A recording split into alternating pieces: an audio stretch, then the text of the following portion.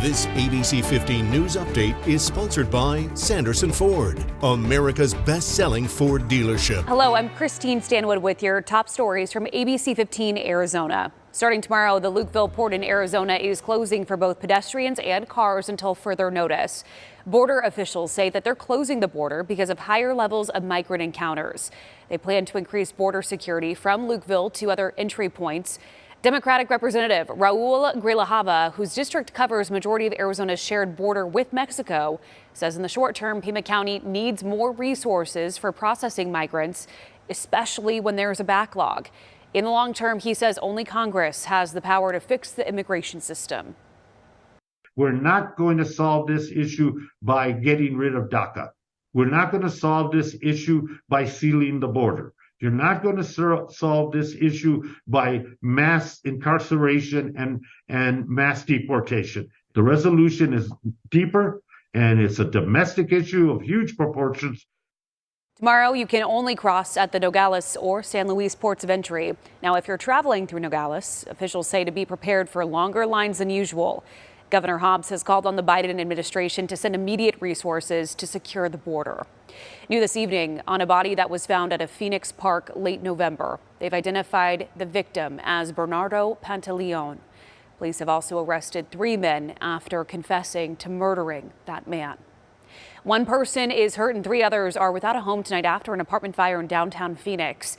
Fire officials finding heavy smoke and fire coming from the building near 21st Avenue in Madison. Thankfully, crews were able to get someone out, and they are expected to be okay. Also, multiple cats had to be rescued. One was saved using a Fido bag. Investigators still looking into this cause. Out now to an event that happens only once every 4 years. Today, thousands of Arizona National Guard members fell into ranks at Sloan Park. It's a tradition dating back to 1636.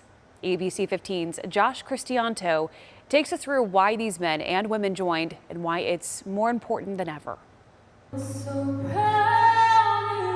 It's an incredible show of camaraderie and esprit de corps. I used to be a teacher, and I've always been in the public service, and this is something that has always been in the back of my mind. Nearly 4,000 members of Arizona's Army and Air National Guard showing what it means to serve and celebrate. For Staff Sergeant Roberto Paz, it's all about his family. The military is very supportive of my family, and they really do make an effort to take care of them while I'm doing what I need to do for our community. I think some of the biggest challenges is just being on the go a lot. But this event, known as a muster, is all about bringing everyone together, families, friends, and the community. It's also about honoring those currently serving overseas. 838 from this group are deployed around the globe right now.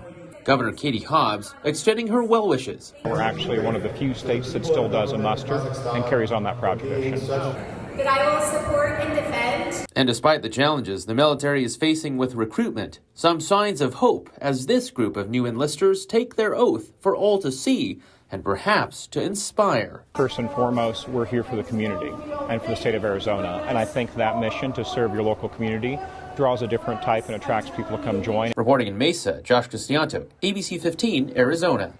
Parents with high school seniors, listen up. The Arizona Board of Regents has announced the first 750 high school seniors who fill out their FASA application will get 4 free spring training tickets to any game of their choosing. The FASA application opens December 31st. If you want a little bit more information about the application process, you can visit collegereadyaz.com. With your most accurate forecast, I'm meteorologist Ashley DiMartino. Our temperatures are warming up, at least in the afternoons. Our nights still staying nice and cold. 48 is where we're going to start off tomorrow.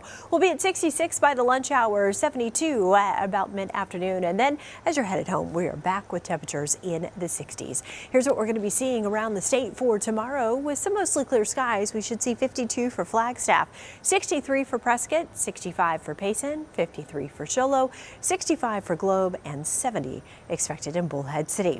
So our extended forecast, we are going to bump up those temperatures to the 80s and low 80s across the valley for our Tuesday and our Wednesday, as overnights will again bump right back up into those mid to the low 50s. Then we cool things down by the end of the week. Little system coming through. No rain or snow that's going to be coming our way, but we'll get those temperatures closer to where they should be, back to 70 degrees by next Saturday. For the latest headlines, weather, and traffic, head to ABC15.com or download the free ABC15 mobile app.